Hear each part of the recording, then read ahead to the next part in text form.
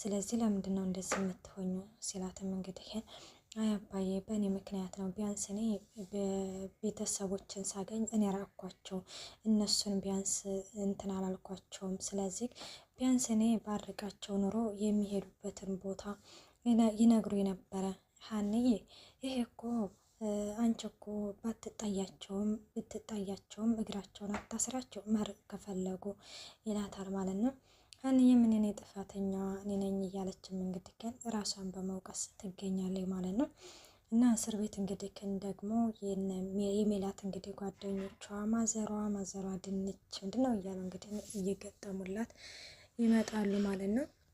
እንደዛም እያሉ እንግዲህ ሲመጡ ከሜላት ጋር እርግብ ተቀምጣለች። አዲስ እንግዳለን ይላሉ ማለት ነው። እና አዲስ እንግዳለን እና አንቺ ደግሞ ምን ልትሰሪ ነው እዚህ የመጣሽው? ማለትማ ምን ሰርተሽ ነው እዚህ የመጣሽው ይላታል ማለት ነው። እርግብ እንግዲህ በጣም ትደናገጣለች። እና ስትደናገጥ እንግዲህ ግን አሁን ተነሽና የሸቤ ነው እንደዛ ውረጅ ይሏታል። ምን ማለት ነው ደግሞ ይሄ? ማለትማ የሻይ አምጪ። አይ እኔ እኮ ብር የለኝም ትላለች።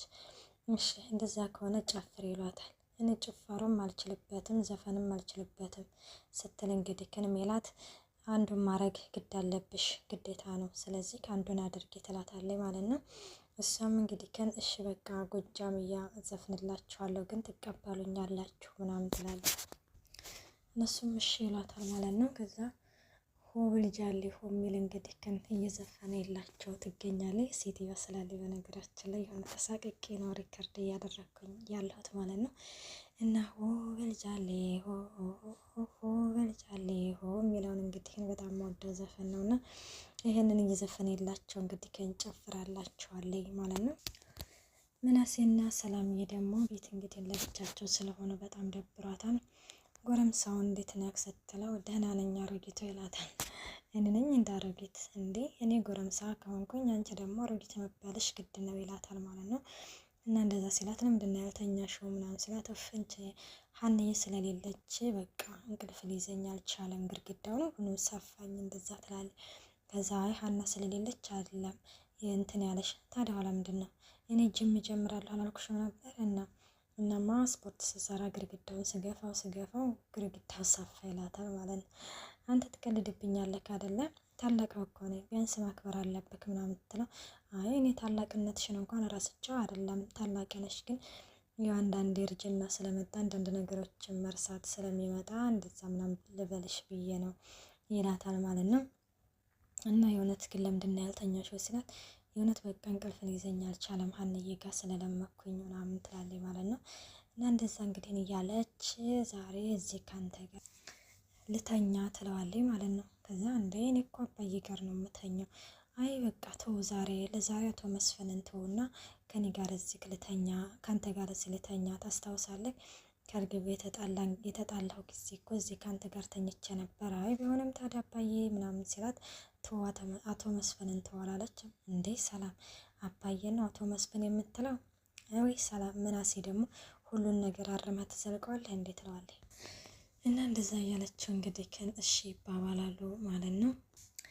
በጎን ደግሞ እንግዲህ አሁን ላይም ሀንዬን ያው የነ ምናሴን መጥፋት የነ ተምቹን መጥፋት እንግዲህ ግን እየወቀሰኝ ነው። ከቤተ ክርስቲያን እንግዲህ ተመለሱ ከአቶ ኖላዊ ጋር በጣም አዝናለች፣ ተክዛለች ማለት ነው። እና በጣም እንዳዘነች እና እንደተከዘች ምን ሆነሽ ነው ሲላትም አባዬ ውስጤን የጥፋተኝነት ስሜት እየተሰማኝ ነው። ምንድን ነው? ምን አድርገሽ ነው? አሴርን ሳላስቀይመው አልቀርም ትላለች። ምን አድርገሽው አንቺ ደግሞ እንኳን አሴርን እንዲሁ ሌላ ሰው ታስቀይም ያለሽ ምናምን ይላታል ማለት ነው። አባዬን እኮ ያቺ የምታውቃት ሀንዬ አይደለሁም፣ ያቺ ያሳደግካት ሀና አይደለሁም።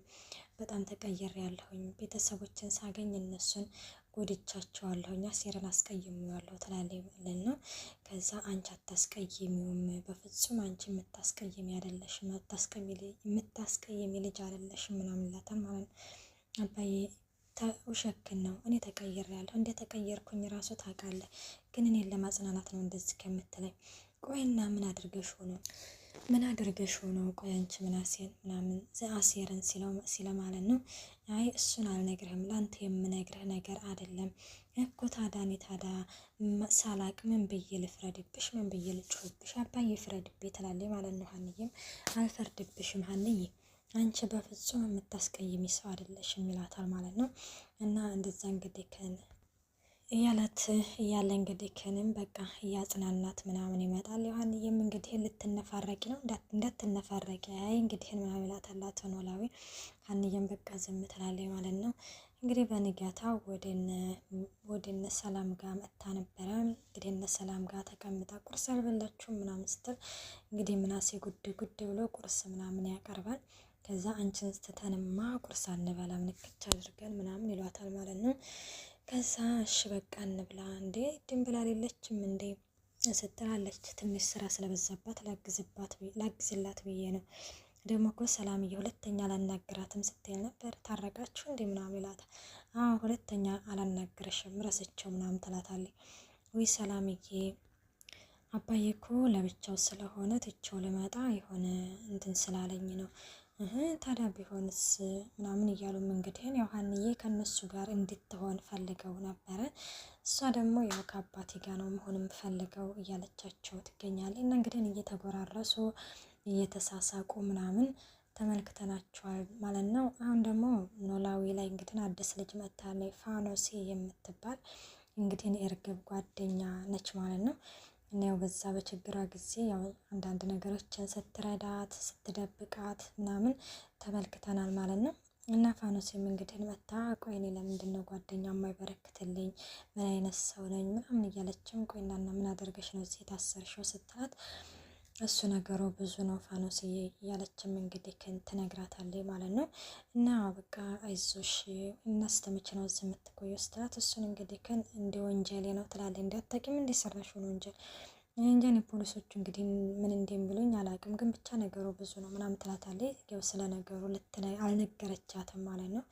ከዛ እሺ ብላ በቃ እኔም ደንግጬ ስለሆነ ይችን ነው ይዤልሽ የመጣሁት ምግብ ይዤልሽ አልመጣሁም ትልና የሆነች ነገር እንግዲህ ትሰጣትና ፋኖሴም ወደ ቤቷ ትሄዳለች ማለት ነው። እናም ወይዘሮ ሜላት በነገራችን ላይ እርግብን ያው በተኛችበት ልታንቃት ምናምን በቃ እየፈለገ ነው፣ ግን ተግባብቶ የሆነ ነገሮችን ብታስረዳት ነው። በእርግጥም ከጊዜ በኋላ እንግዲህ ነገሮችን የምታስረዳት ትሆናለች ማለት ነው። እርግብ በነገራችን ላይ ምንም የምታውቀው ነገር የለም። እውነት በጣም እያሳዘነች የመጣችው ነው ሁሌ ማለት ነው። እና እንግዲህ እዚህ ነገር ውስጥ የከተተቻት አክስት እንግዲህ ሜላት ባዩሽ ነች ማለት ነው። እንግዲህ ውድና የተከበራችሁ የቻናሌ ቤተሰብ እስከዚህ ድረስ ነው ይዤላችሁ የቀረብኩት። በቀጣይ ቪዲዮ እስከምንመለስ ባይ ባይ።